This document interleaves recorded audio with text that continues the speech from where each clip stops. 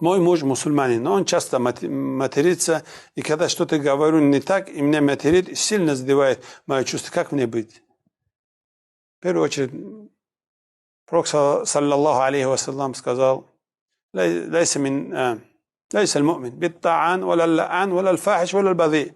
Не является мусульманин тот, кто людей проклинает, кого-то обзывает. Из этих тоже не является верующим, говорит, тот человек, который плохие слова говорит и плохие деяния делает. Кто матерится, не является верующим, имеется в виду полноценным иманом.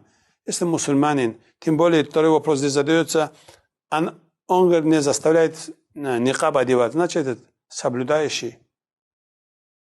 О, брат мусульманин, о, сестра мусульманка, может быть, ты делаешь очень много хороших деяний, но это язык все это деяние могут портить.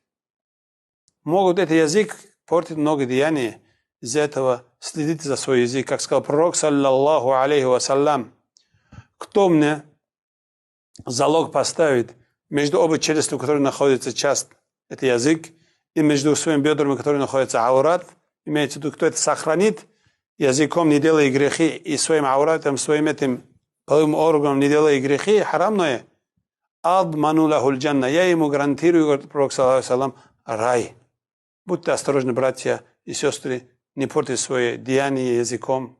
То, что вы делали, поклонялись, голодались, хадж делали, деньги расходовали, пошли хадж, можете деяния портить своими грехами, своим языком. Будьте осторожны.